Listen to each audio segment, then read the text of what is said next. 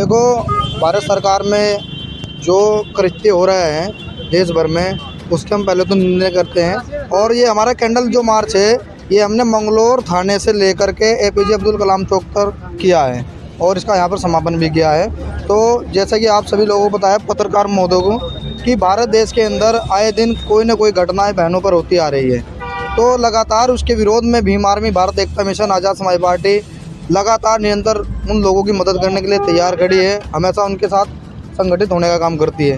तो जैसे हरियाणा सरकार में हमारी बहन मनीषा को कुछ दरिंदों लोगों ने बलात्कार करके उनके मुंह पर तेजाब डाल करके उनके साथ में निंदनीय घटना की है, तो उसकी हम घोर निंदा करते हैं और पूरे बहुजन समाज को चेताना चाहते हैं, पूरे देश के लोगों को, कि अगर ऐसा घटना होती है समाज में तो उसका विरोध कीजिए। ऐसी सरकारों में खड़े जो लोग हैं, विधायक है, मुख्यमंत्री है, उनका खड़े होकर विरोध कीजिए ताकि हमारे देश में हमारी बहनों को न्याय मिल सके। आज सरकार के खिलाफ भी आपने नारे लगाए हैं, हरियाणा सरकार के खिलाफ क्या कहेंगे? हरियाणा कार्रवाई नहीं हो रही? देखो, हरियाणा सरकार फिलहाल विफल है। हरियाणा सरकार विफल हो चुकी है। कहते हैं डबल इंजन की सरकार है, तो ऐसी डबल इंजन की सरकार की हमें ज़रूरत नहीं है। जो देश भर में महिलाओं पर, बेटियों पर शोषण होता आ रहा है, तो ऐसी सरकार की हमें ज़रूरत नहीं है। हम इस देश की सरकार को ये चेताना चाहते हैं, अगर उन लोगों को, अपराधियों को, अगर आप लोग ढूंढ कर नहीं निकाल पा रहे हैं तो भीम आर्मी को आदेश कर दीजिएगा, भीम आर्मी के लोग उनको खुद निकालने का काम करें। कहाँ से कहाँ तक? आज ये विधानसभा मंगलौर के अंदर आज़ाद समाज पार्टी और भीम आर्मी के बैनर तले कोतवाली मंगलौर से लेकर अब्दुल कलाम चौक तक आज कैंडल मार्च बहन मनीषा के लिए निकाला गया है, उनको श्रद्धांजलि देने के लिए। जैसा कि पूरे देश को इस वक्त मालूम है कि हरियाणा के अंदर एक हमारी बहन के साथ कितना गलत हुआ है, बलात्कार और तेजाब डालकर उसकी हत्या करना।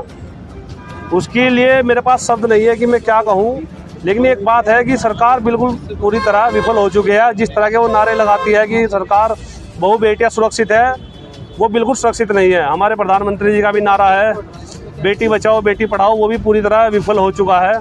और हम यही कहते हैं कि अगर हरियाणा सरकार जल्दी से जल्दी उन लोगों के ऊपर कार्रवाई नहीं करती है तो माननीय चंद्रशेखर आज़ाद जी के निर्देश पर जल्द ही पूरे देश के अंदर एक ऐसा आंदोलन होगा जिसको हरियाणा सरकार रोक नहीं पाएगी और उनको अपनी सीट छोड़नी पड़ेगी।